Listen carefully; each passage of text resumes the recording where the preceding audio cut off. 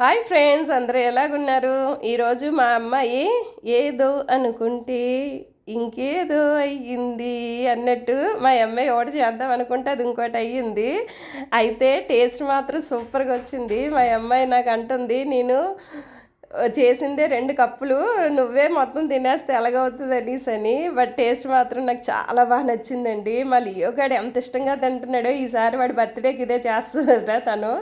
మేము బయటను కొని తెస్తున్నాం కానీ వాడు తినడం లేదు. వాడి పేరు చెప్పుకొని మేమే తినేస్తున్నాము. దీనికోసం ఓరియో బిస్కెట్స్ క్రష్ చేసేసి అందులోని కొంచెం మిల్క్, చిన్న బేకింగ్ సోడా వేసి కలిపేసి పక్కన పెట్టేసిందండి. ఇంకా మొన్న తెచ్చిన చాక్లెట్ కాంపౌండ్ ఉంది కదండి, అన్నీ ఇంట్లో వాటితో చేసిందిలేండి, బయటవి ఏవి తేలేదు, ఓరియో బిస్కెట్సే తెచ్చాము.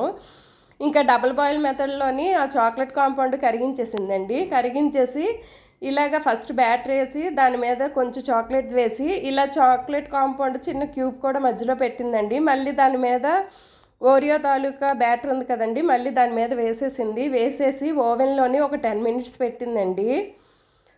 ఇక చూసారా, ఓవెన్లోని భలే తిరుగుతుందండి. అది చూసారా, లోపల నుండి అది పొంగుతున్నట్టు కనిపిస్తుందండి. స్మెల్ మాత్రం భలే వచ్చిందండి. అది ఒక బేకరీలో ఉంటే ఎలా మంచి స్మెల్ వస్తుందో అంత మంచి స్మెల్ వచ్చిందండి. చూసారా ఎంత బాగా పొంగిందో.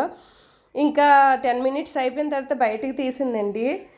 భలే వచ్చిందండి. కాకపోతే తను చాక్లెట్ లావా కేక్ చేద్దాం అనుకుంది. బట్ ఇది ఏంటంటే ఓరియో కేక్ అయ్యింది. బట్ టేస్ట్ మాత్రం సూపర్గా ఉంది. మీరు కూడా ఇంట్లో ట్రై చేయండి. నచ్చితే ఒక లైక్ ఇవ్వండి.